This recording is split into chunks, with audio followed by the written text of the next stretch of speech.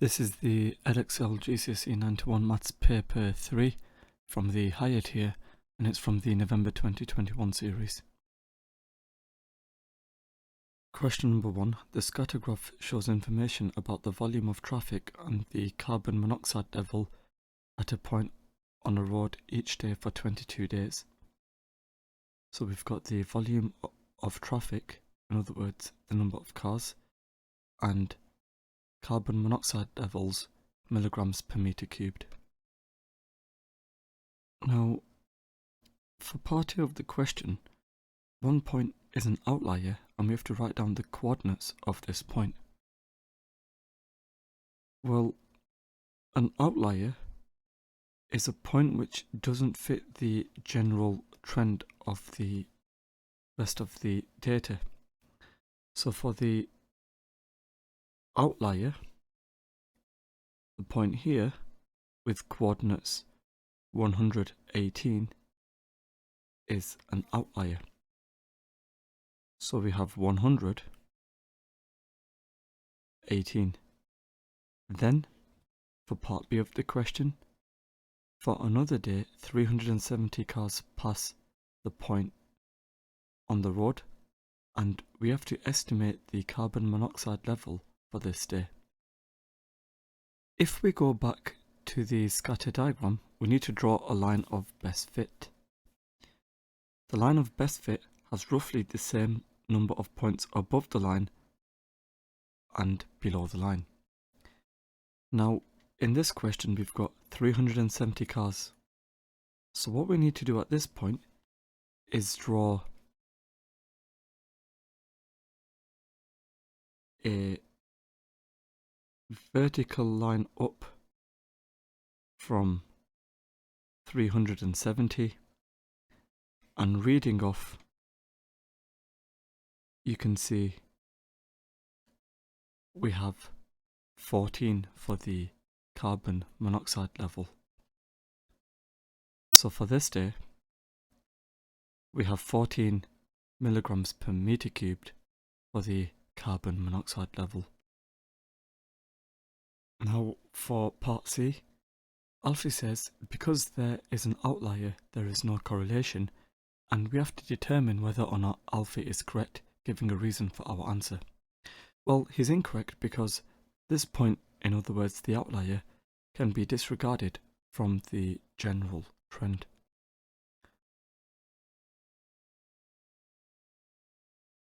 Question number 2. Natalie makes potato cakes in a restaurant. She mixes potato, cheese and onion so that the weight of potato to the weight of cheese to the weight of onion is equal to 9 to 2 to 1. Natalie needs to make 6,000 grams of potato cakes. Cheese costs £2.25 for 175 grams. We have to work out the cost of the cheese needed to make 6,000 grams of potato cakes. Well, here we've got the bar model representing information about the ratios of the weights of potato, cheese and onion. Now what we need to do is make 6,000 grams of potato cakes. So altogether, we should have a mass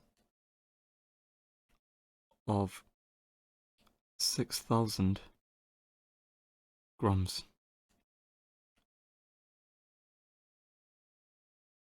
So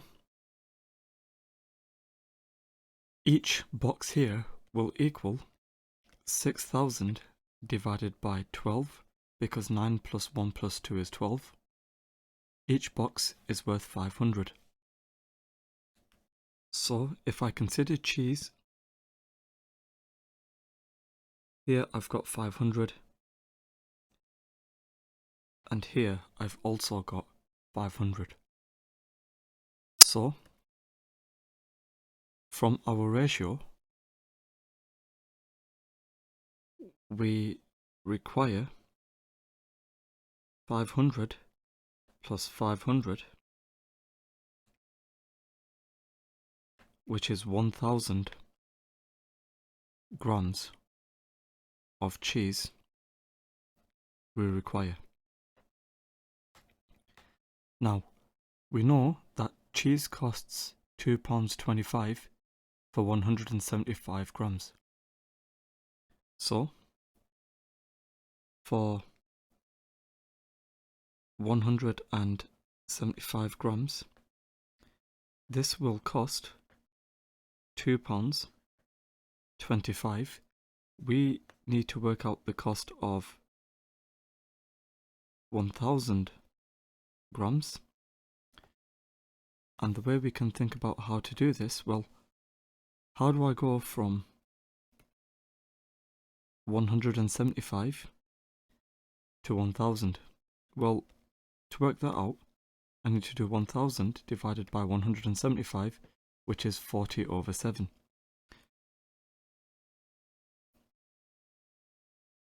So I multiply 175 by 40/7 to get 1000, and so I need to multiply 225 by 40/7.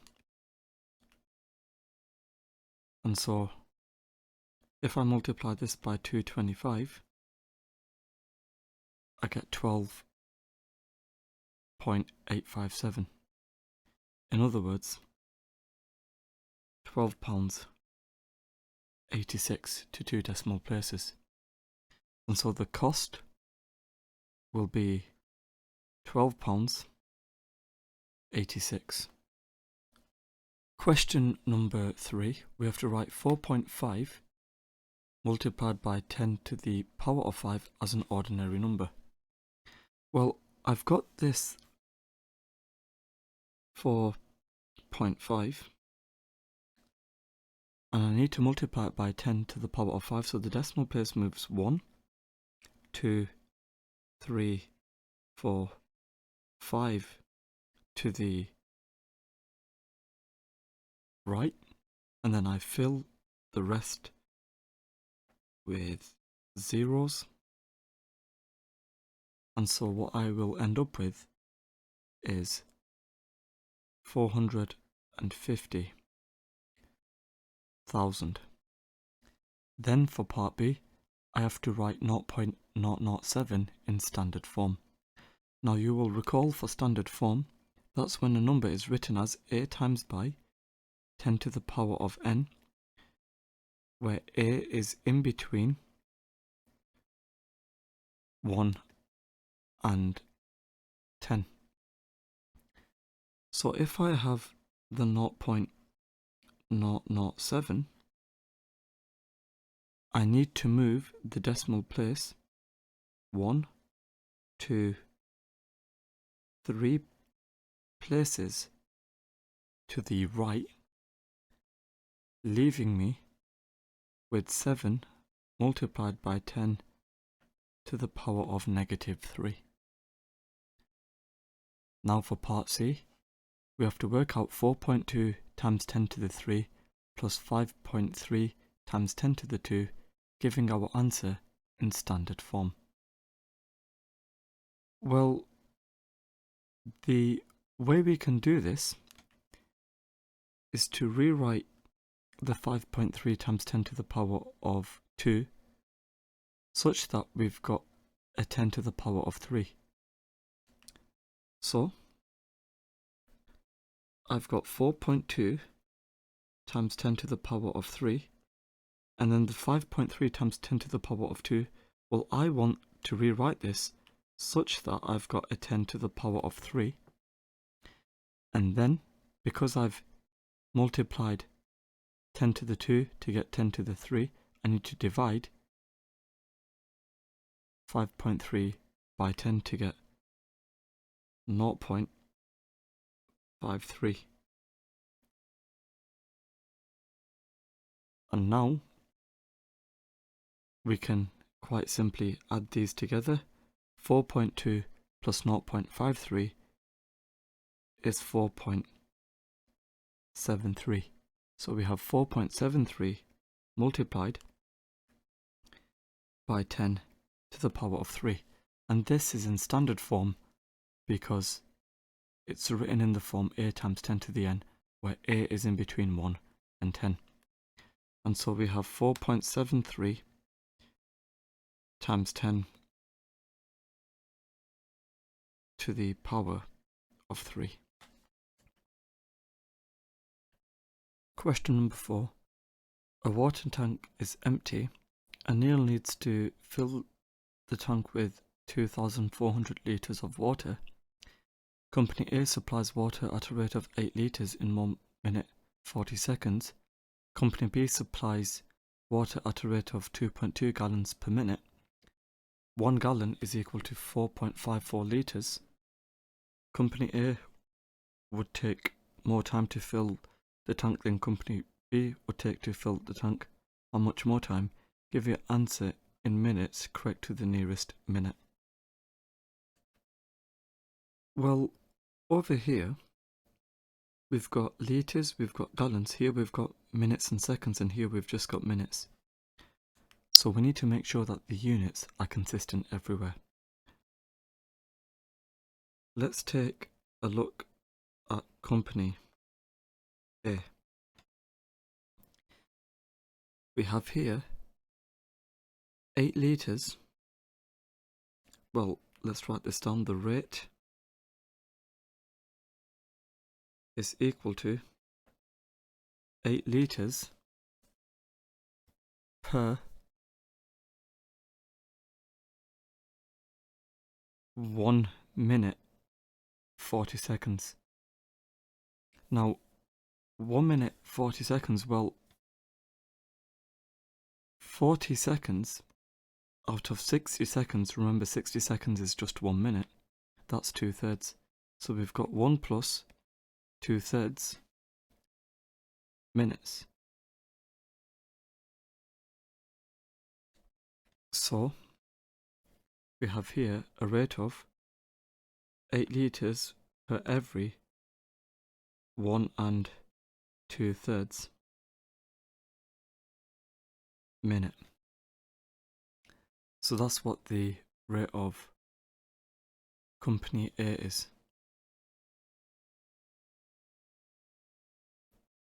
And so to find out how long it will take to fill the entire tank, the time,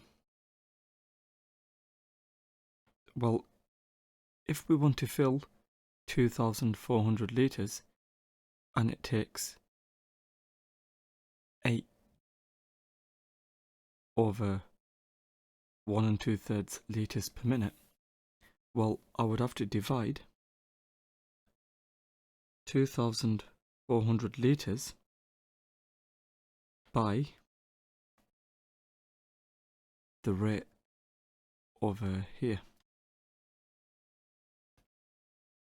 And so if we work out what this is, we have 2,400 divided by 8 over 1 2/3, which is the same as 5 over 3. So it takes over here 500 minutes to fill the tank. And if we consider Company B, well, here we've got 2.2 gallons per minute as our rate. So the rate here is equal to 2.2 gallons per minute. And what we need to do here is convert everything into litres per minute. And we can do that by recognizing that if 1 gallon is equal to 4.54 litres, then 4.54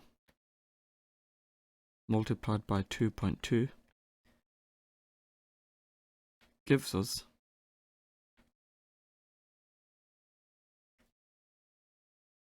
9.988 litres per minute. And so what we need to do is find out how long it will take to fill 2,400 litres.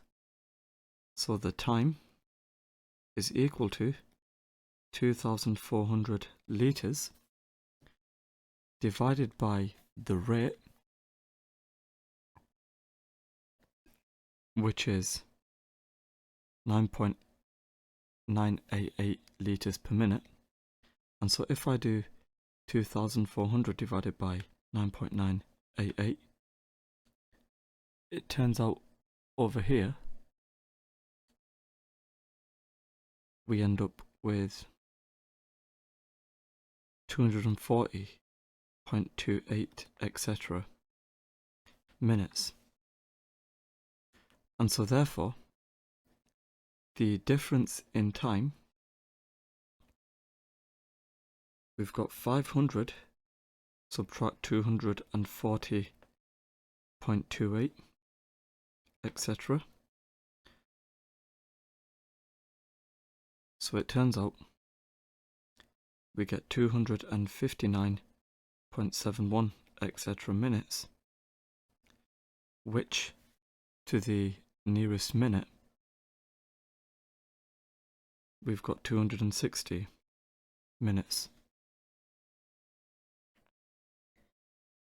Question number 5. The first 4 terms of a Fibonacci sequence are A, 2A, 3A and 5A. The sum of the first 5 terms of this sequence is 228. We have to work out the value of A. Well, in a Fibonacci sequence, the way we get the next term is to add the 2 previous terms. Now we've got our first 2 terms A and 2A. To find the next term, we add A with 2A to get 3A. To get the 5A, we add the 2A and the 3A. So the 5th term, we add together the 3A and the 5A, and that gets us 8A. And so if I add together these terms, I've got A plus 2A plus 3A plus 5A plus 8A. I know that the sum is equal to 228. And so how many A's do I have in total? 1 plus 2 is 3, plus another 3 is 6, plus 5 that's 11, plus 8 that's 19. So I've got 19A is 228. And so therefore A will equal 228 divided by 19, which is 12. So A is equal to 12. Question number 6. In a bag there are only red counters, blue counters, green counters and pink counters. A counter is going to be taken at random from the bag. The table shows the probabilities of taking a red counter or a blue counter. So the probability of a red is 0.05 and the probability of a blue is 0.15. The probability of taking a green counter is 0.2 more than the probability of taking a pink counter. We have to complete the table. Well, if I let the probability of selecting a pink equal x, then I know that the probability of selecting a green is 0.2 more than the probability of taking a pink. And so therefore for a green, we have x plus 0.2. Now we know that the sum of probability is equal to 1. So I've got the 0.05, which is red, plus the 0.15, which is blue, plus x plus 0.2, which is the green, plus x, which is the pink. And I know that this is all equal to 1. So 0.05 plus 0.15 plus the 0.2 is 0.4. So I have 2x plus 0.4 equals 1. 2x is 0.6. X is 0.3. So the probability of a pink is 0.3, and 0.2 more than this is 0.5. The probability of a green is 0.5. Now there are 18 blue counters in the bag, and for part B, we have to work out the total number of counters in the bag. So, if for blue we have 18 counters, well, what we need to do over here is recognize that the probability of 0.15 would represent 18. So 0.15 divided by 0.05, that's 3. So the probability of red is 3 times smaller than the probability of blue. So 18 divided by the 3 is 6. And the 0.15 is half of the 0.3. And so doubling the 18, we get 36 for pink. And at this point, to find out what 0.5 is, well, 0.05 plus the 0.15 plus the 0.3 gives 0.5. And so 6 plus 18 plus 36 is 60. And so therefore, for green, we have 60. And we found that out by recognizing that 0.3 plus the 0.05 plus the 0.15 gives 0.5. And so I would have to add together the totals for red, blue and pink to find out what green is. And so therefore, the total number, we've got 6 plus 18 plus 60 plus 36. And if I work out what this is, 6 plus 18 plus 60 plus 36 is 120. So it turns out we've got 120 counters in the bag. Question number 7. The diagram shows a sector OPQR of a circle with center O and radius 8 centimeters. OPR is a triangle, and we have to work out the area of the shaded segment PQR. Give your answer correct to 3 significant figures. Well, here, because of the 90 degrees, we can see that we've got a 1/4 of a circle. And so the area of the quarter circle, we've got pi times by the radius squared divided by 4. So if I find out the area of the quarter circle, we've got pi times by 8 squared divided by 4, which is 16 pi. The decimal equivalent is 50.265, etc.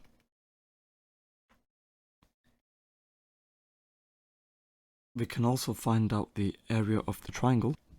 The area of the triangle is given by 1/2 times 8 times 8, a half times base times height. And so here we would get 32 centimeters squared. And now we need to find out the difference. The shaded area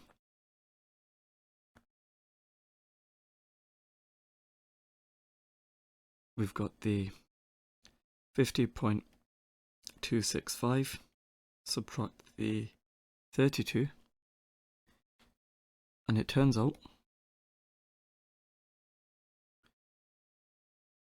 we get 18.3 centimeters squared given to 3 significant figures.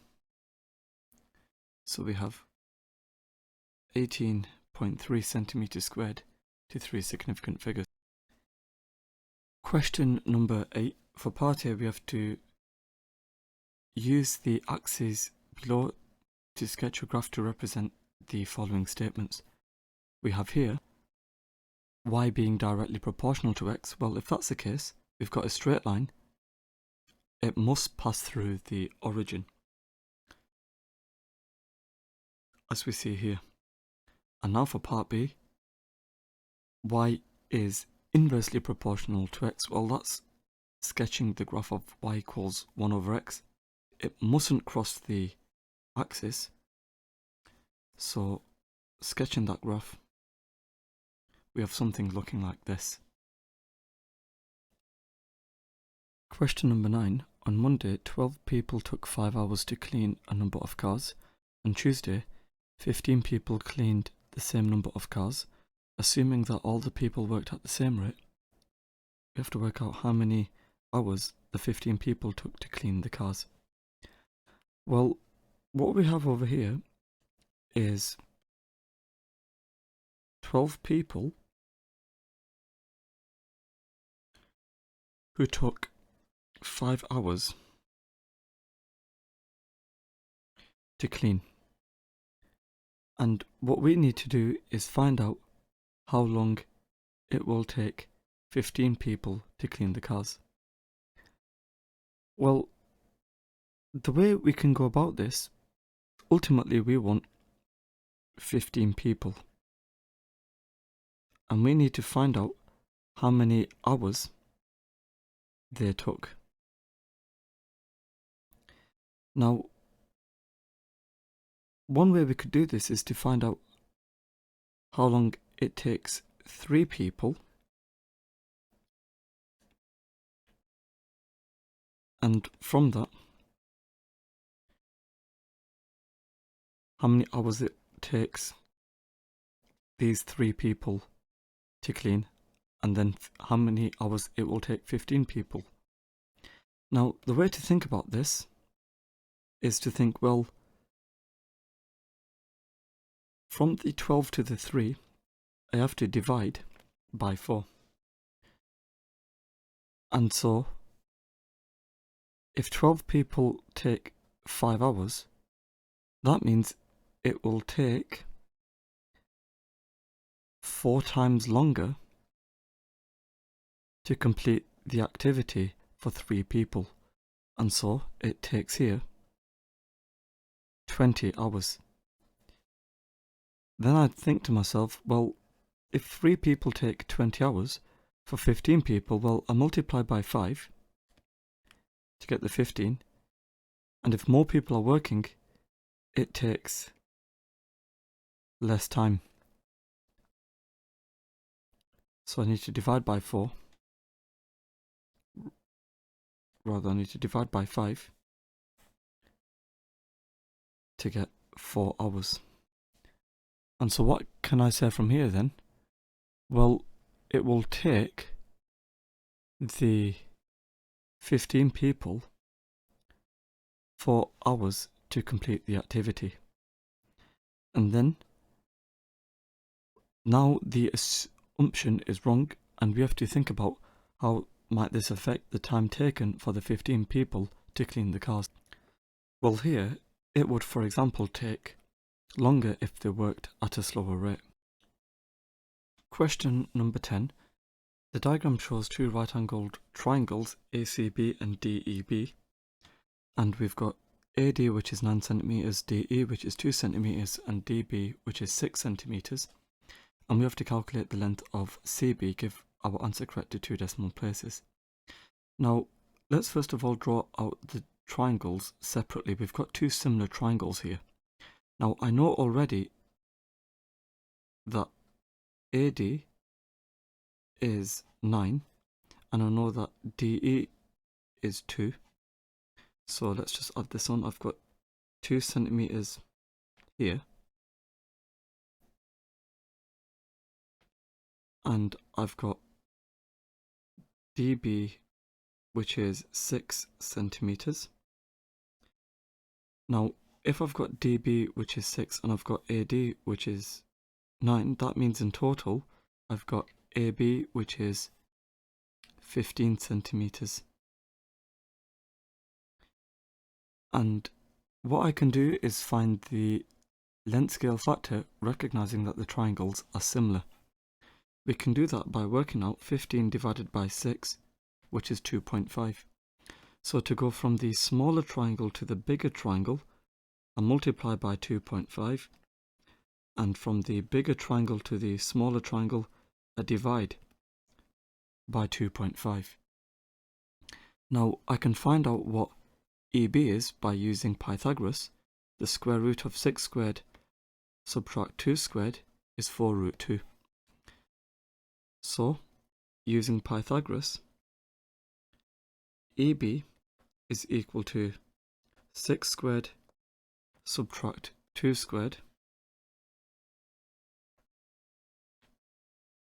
square rooted, which is equal to 4 times the square root of 2. So I have 4 root 2 over here. And if I multiply that by 2.5, it turns out I end up with a length over here of 10 root 2. And 10 root 2, the decimal equivalent, is 14.14. And that's given to 2 decimal places. Question number 11. Freya writes down the value of x correct to 1 decimal place, and she writes x equals 6.4, and we have to complete the error interval for x. Well, if the 6.4 is given correct to 1 decimal place, the lower bound is 6.35 and the upper bound is 6.45. Question number 12. Ax to the power of 6, all raised to the power of 1 over n, is equal to 7x cubed. We have to work out the value of a and the value of n. Well, using the laws of indices, what this is the same as, if I have ax to the 6 raised to the 1 over n, and that's equal to 7x cubed, the laws of indices tell us that a to the power of 1 over n multiplied by x to the 6 to the 1 over n is equal to 7x cubed. And so I have a to the power of 1 over n multiplied by x to the 6 over n equals 7x cubed. And if I compare the x terms,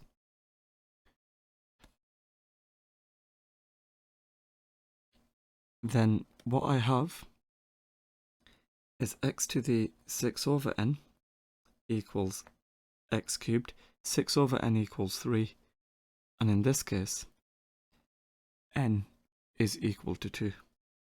And now if I compare the number terms, I've got a to the power of 1 over n equals 7, so I have a to the power of 1/2 equals 7, so a is equal to 49. I have 49 and 2 for the values of a and n. Question number 13. A pattern is made from 4 identical rectangles. The sides of the rectangle are parallel to the axis. Point A has coordinates 3, 4, point B has coordinates 11, 20, and point C is marked on the diagram. We have to somehow work out the coordinates of C, showing all our working. Now the way I'm going to go about this question, if I've got one of these rectangles, I'm going to say that here I've got a length of A, and here I've got a length of B. So if I think about how I go from A to B just across, then what I'm doing is I'm going over here, A across, to get to here, and then this missing length from here to here, well, if I've got a total of A and then I subtract the B, that means here I've got a length of A minus B. Now, if I think about how I go from the x coordinate of A to the x coordinate of B, so from A to B in the x direction, I have A plus A minus B. And if I think about what that's equal to, well, from 3 to 11, I need to add on 7. Rather, I need to add on 8. And that's going from 3 to 11, I add on 8. So I have 2A minus B equals 8. And now if I think about how I go from the y coordinates, well, what I do is I add on B over here, and then I add on A, and then I add on another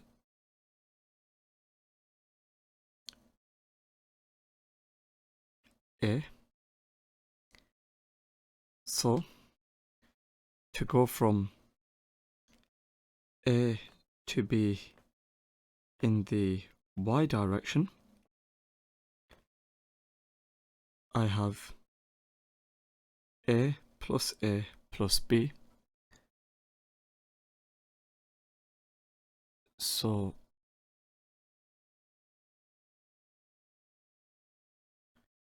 I have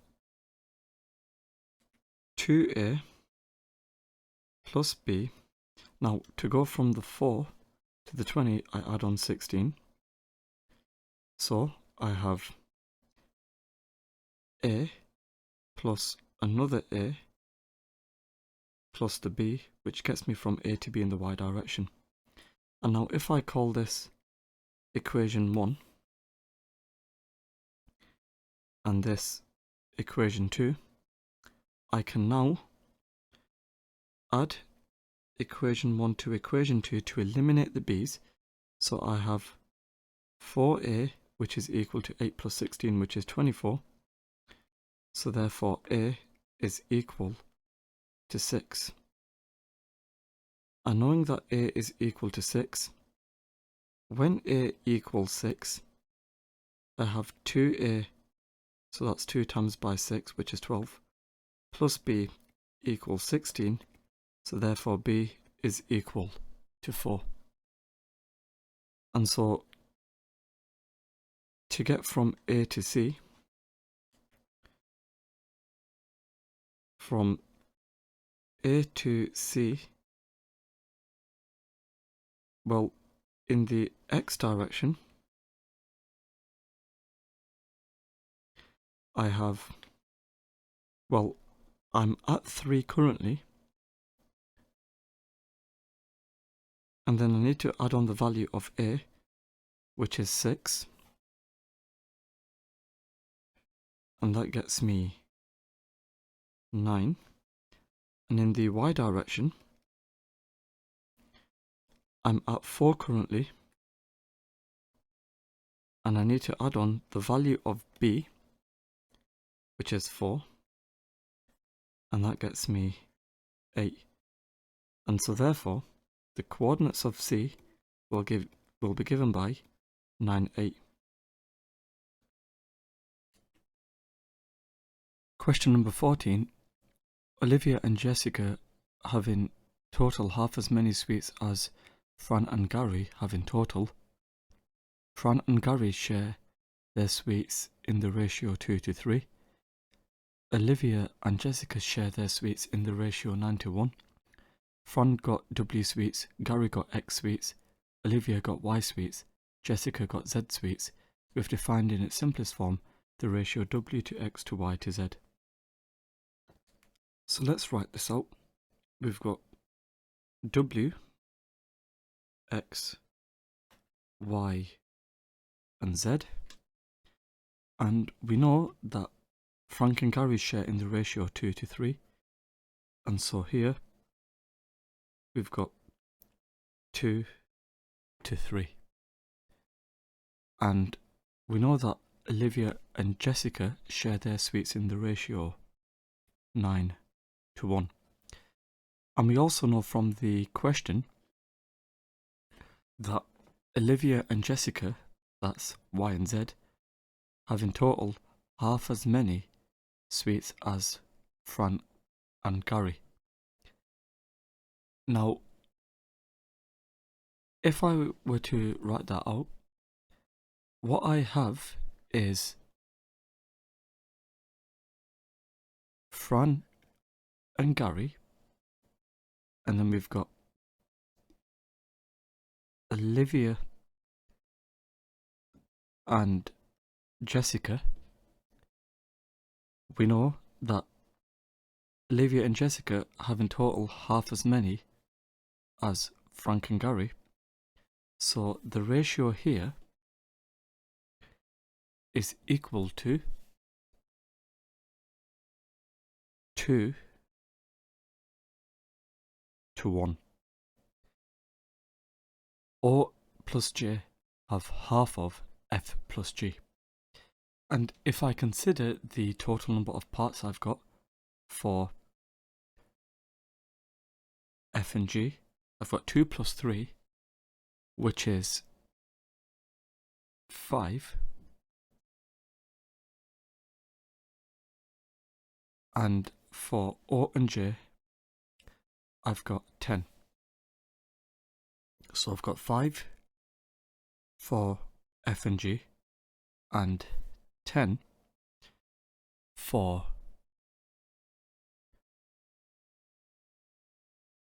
O and J.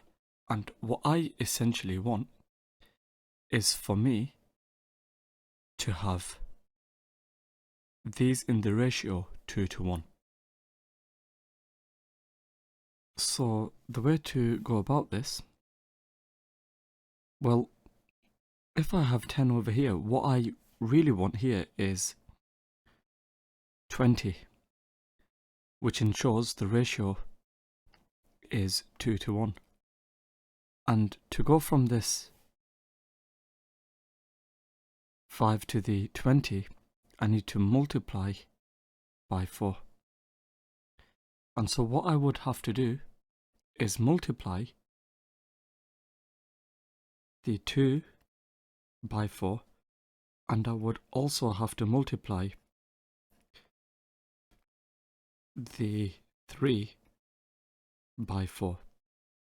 And so what I will end up with then is 8, and then 12, and then I've got the 9 and the 1. So the ratio X, the ratio W to X to Y to Z is equal to 8 to 12 to 9 to 1. This is my required ratio.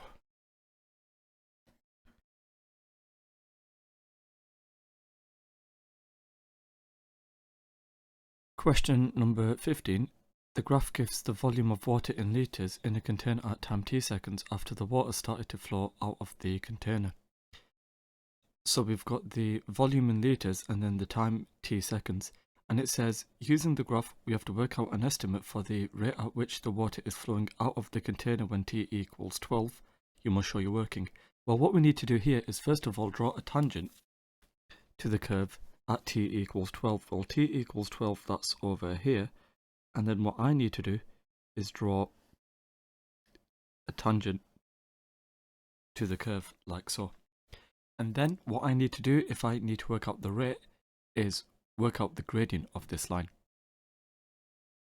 So you can see the change in y over here will be 29 litres, and the change in x over here is 28 seconds, and so therefore when we come to work out the rate, I will have minus because the graph is sloping downwards, and then I have 29 litres divided by 28 seconds. And so if I work this out, I have minus, well, here I have 29 divided by 28, which is 1.03 litres per second. So it's flowing out, so let's just emphasize this, the minus is because water is flowing out of the container. So I've got 1.03 litres per second. Question number 16.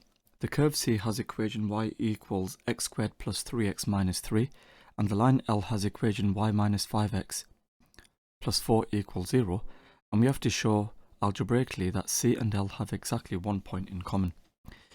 Well, the curve C, we've got y equals x squared plus 3x minus 3, and the line L, well, so far we've got y minus 5x plus 4 equals 0. I'm going to rearrange this so it says y equals.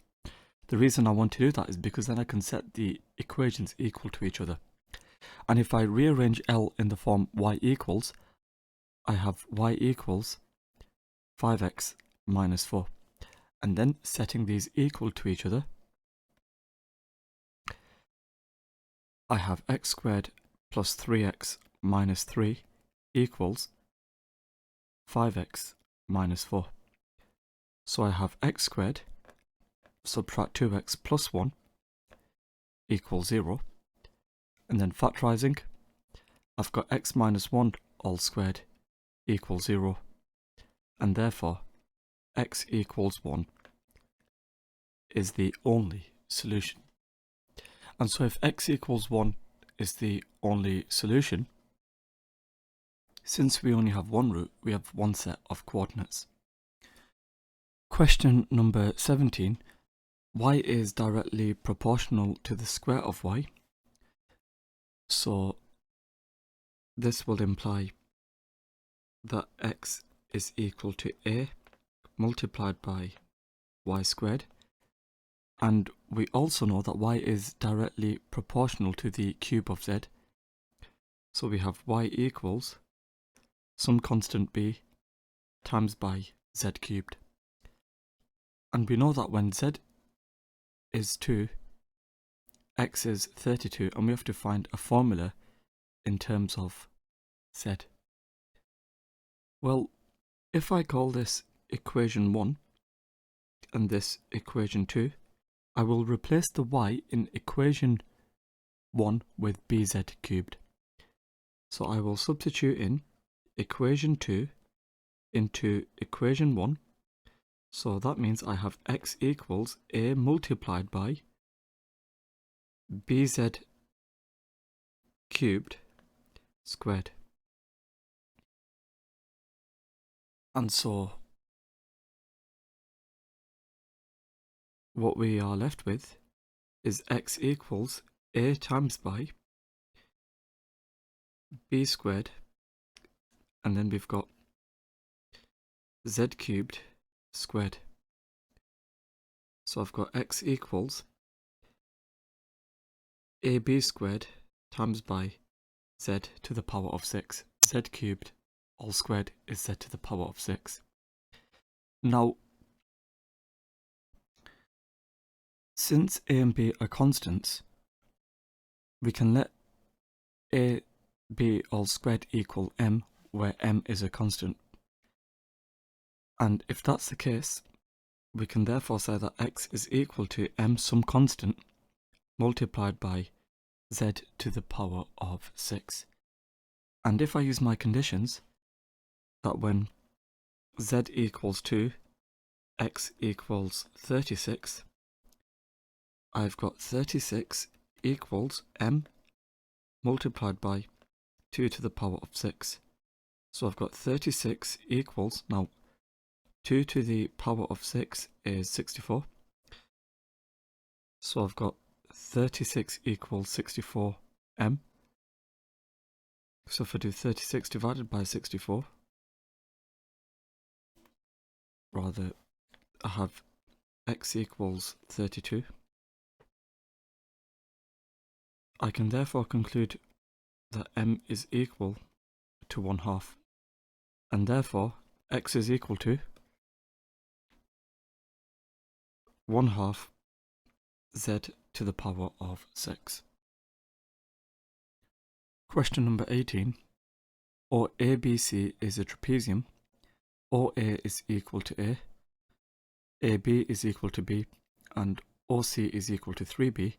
We've got D, which is the point on OB such that OD to DB is 2 to 3, and E is the point on BC such that BE to EC is 1 to 4. We have to work out the vector DE in terms of A and B, giving our answer in simplest form. Well, to go from D to E, I can go D to B and then B to E. But for me to work all of that out, I need OB and I also need BC. Now, in terms of the vector OB, I'm starting at O and finishing at B. I can go O to A, and then I can go A to B. So the vector OA is equal to A, and the vector B is equal to B.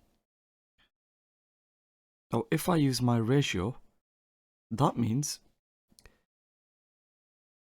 D, well, I've got OD, which will equal 2/5 of OB. So I've got 2/5 of OB, which is equal to 2/5 of A plus B. And then I've got DB,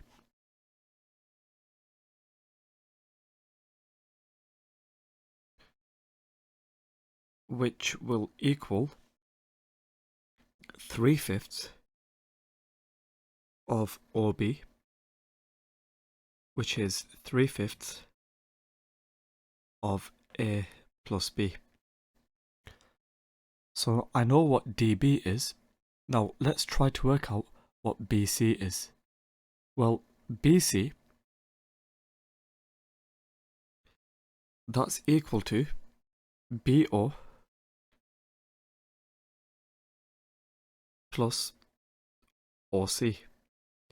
So BO starting at B finishing at O, that will equal the negative of OB, so that's minus A minus B, the opposite of this, plus the vector OC, which is 3B. And if I work this out, I've got 2B and negative A. So I've got negative A plus 2B.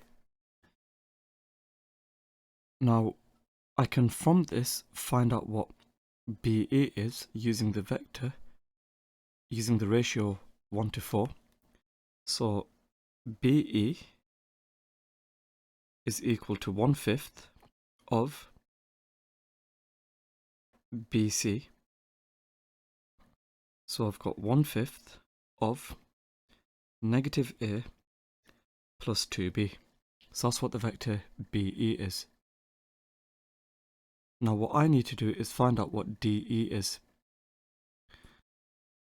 So the vector DE, that's equal to, well, I'm starting at D, finishing at E. I can go D to B, so that's DB. And then I can go from B to E. Now the vector DB, that's given over here, 3/5 of A plus B. And the vector BE is minus 1/5, rather 1/5 of minus A plus 2B.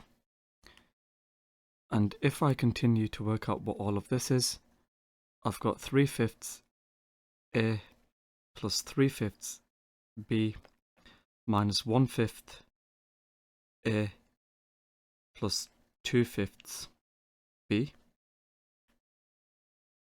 And if I simplify this, 3/5 minus 1/5 is 2/5. So I've got 2/5 A, and then 3/5 B plus 2/5 B, that's just 1B. And so therefore, I end up with 2/5 A plus B.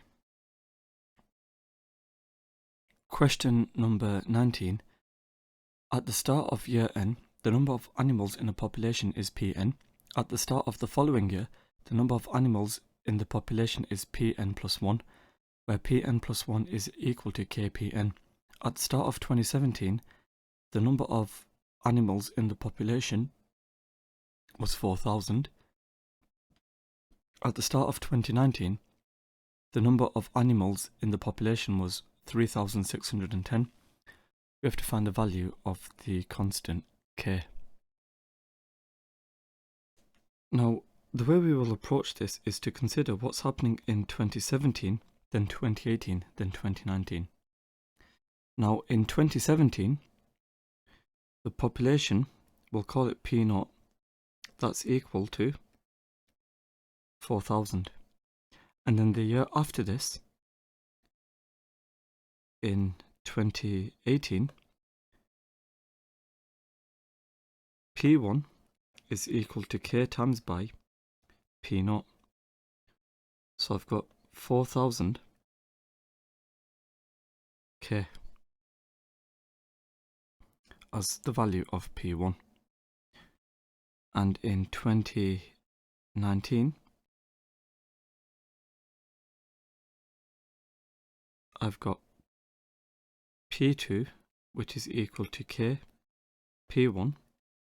So I have 4,000 k, which is what P1 is, and then I multiply this by k again, so I get 4,000 k squared. And I know that in 2019, the population is 3,610, and this will therefore equal 4,000 k squared. So if I rearrange k squared, I have 3610 divided by 4,000, and if I find out what k is, I have the square root of 3610 over 4,000, which is 0.95.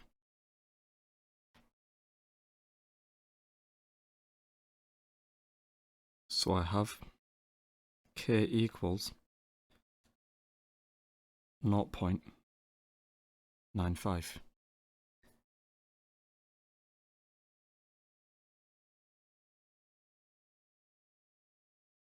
Question number 20. Pat throws a fair coin n times, and we have to find an expression in terms of n for the probability that Pat gets at least one head and at least one tail. Well, if I draw a tree diagram, I can either have heads or tails. And the probability of a head is 0.5 and the probability of a tail is 0.5. Now what's happening is I'm throwing this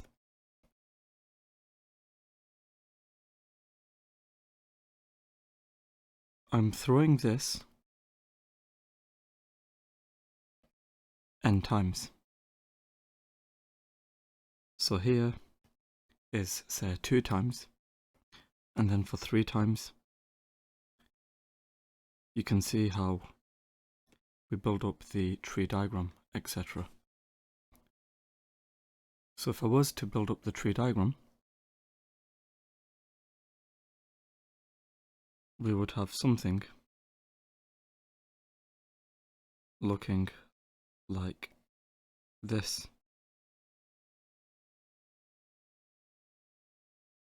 So let's suppose n is equal to 3. Now, if that's the case, well, here for a head, I've got 0.5, and for a tail, I've also got 0.5.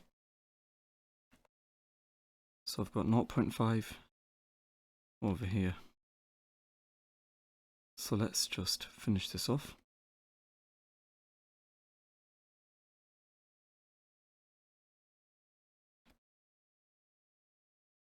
So I've got heads and tails. Now, what we're looking for is the probability of getting at least one head and at least one tail.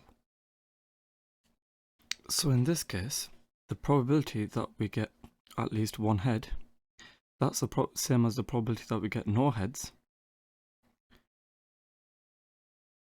Okay, so this is at least one head. That's the same as no heads. Well, that's the same as, rather, 1 minus the probability of getting no heads and at least one tail. Well, that way we'd have to subtract the probability of getting no tails. So we've got 1 minus the probability that we get no heads, that's at least one head. And then we've also got at least one tail, so that's the same as 1 minus no tails. And if that's the case, no heads, I've got here 0.5 to the power of 3. So I've got 0.5 to the power of 3. And then no tails, well, that's the same as getting all heads in that case. So here I'd have 0.5 to the power of 3. But instead of us having 3, we've got n instead. So if I get rid of all this, the way we can think of it is, well, instead of us having a 3, here we've got an n instead. And so what we'd end up with is 1 minus 1/2 to the n minus 1/2 to the n. And that's how we calculate the required probability. Question number 21. Here is a speed time graph showing the speed in meters per second of an object t seconds after it started to move from rest. And for part A, using 3 trapeziums of equal width, we have to work out an estimate for the area under the graph between t equals 1 and t equals 4. So in between t equals 1 and t equals 4, what we have to do is work out an estimate for the area, and we need to use 3 trapeziums. So the way I will approach this, at t equals 2 and t equals 3, I'll draw vertical lines, and then I will join these up with straight lines like so. So what I need to do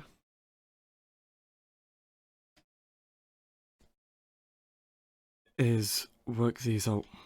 So I've got the first trapezium,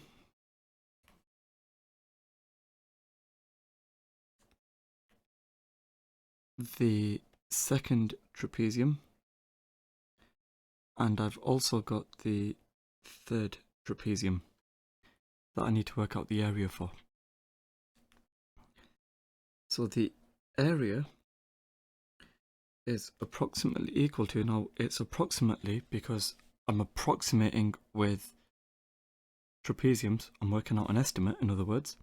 Now the first trapezium, I've got 1/2 times by the sum of the two parallel sides, so I've got 4 plus 6, and I times this by 1. The next trapezium, I've got 1/2 times by the sum of the two parallel sides, so I've got 4 plus, rather I've got 6 plus 7.2 times by the height, which is 1.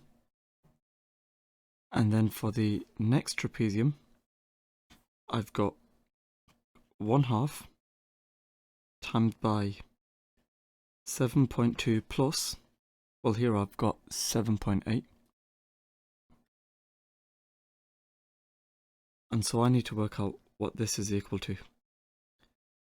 So I've got 0.5 multiplied by 4 plus 6 plus 0.5 times by 6 plus 7.2 plus 0.5 times by 7.2 plus 7.8.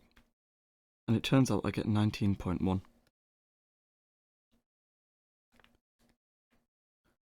So the area is approximately 19.1 units squared. Now, what does this area represent? Well, I've got speed against time, and the area under a speed-time curve, it would represent the distance travelled in meters. Question number 22, we have to show that 6x cubed divided by 9x squared minus 144 divided by 2x to the 4 divided by 3x minus 4 can be written in the form 1 divided by x multiplied by x plus r, where r is an integer. Now, the way we will approach this, well, I've got 9x squared minus 144. I can rewrite that as a difference of two squares. I've got 3x plus 12 multiplied by 3x minus 12. And on the top, I've got 6x cubed. And this is being divided by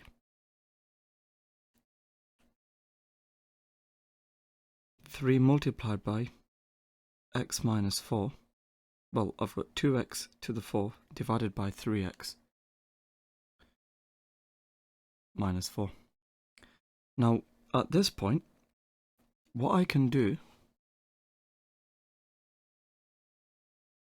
is factorize out on the bottom, so I've got 3 multiplied by x plus 4 multiplied by 3 multiplied by x minus 4, and on the top I've got 6x cubed, and this is being divided by 3 multiplied by, well, on the bottom I've got 3 multiplied by x minus 4, and on the top I've got 2x to the 4. Now I need to somehow simplify all this. Well, the result here will be the same, but when I multiply, I flip the second fraction. So here I've got 3 times by x minus 4 divided by 2x to the 4. Now in terms of what cancels out, this cancels with this, and then the 6 cancels with the 3 times by the 2, and then the x cubed cancels with the x to the 4 once. And so what will I be left with? Well, I will be left with, on the bottom, x multiplied by x plus 4, and on the top I've got the 1. And so therefore, the value of r is equal to 4. Question number 23. We've got ABC, which is a triangle, and we've got the point D, which is on BC, such that the angle BAD is equal to the angle DAC, which is equal to x, and we have to prove that AB over BD is equal to AC over DC. Now, first thing I'll do, I'll just colour code AB, BD, AC, and DC in red, blue, green, and orange, just to make things clearer. Now, if I show all of this on the diagram, then what I can do is recognise that I need to use the sine rule, because with the length I've been given,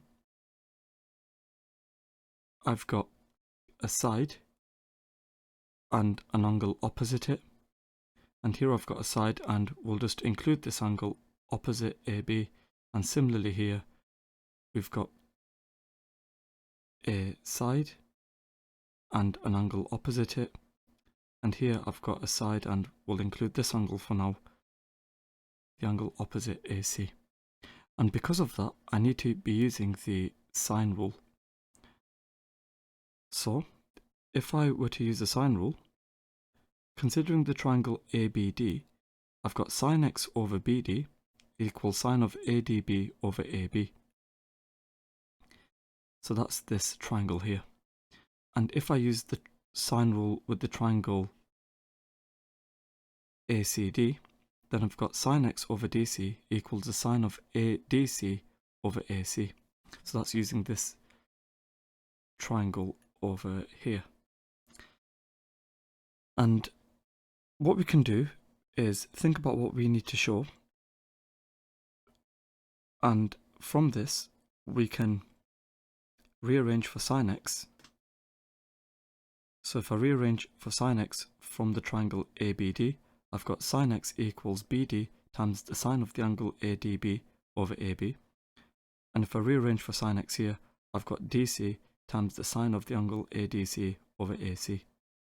Now, because both equal sine x, I can say that BD sine ABD over AB equals DC sine ADC over AC.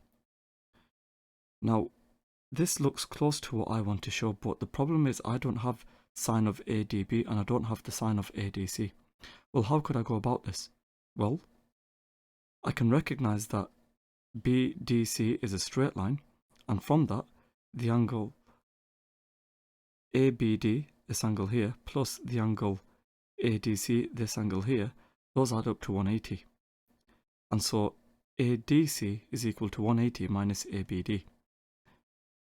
Well, how does that help us? Well, if I think about the sine graph, I've got ABD and ADC. One angle is acute and the other angle is obtuse. So, from this I can see then that the sine of ABD is equal to the sine of 180 minus ABD. And so, therefore, because of that, I can conclude that since 180 minus ABD is equal to ADC, that's what I've seen over here, then the sine of ABD is equal to the sine of ADC. So in other words, The sign of ADB and the sign of ADC cancel out because they're equal, and from that then, BD over AB is equal to DC over AC, and rearranging that in the required form, AB over BD is equal to AC over DC, and that's because the sign of ADB and the sign of ADC cancel out because of what's stated over here. They're both equal to each other.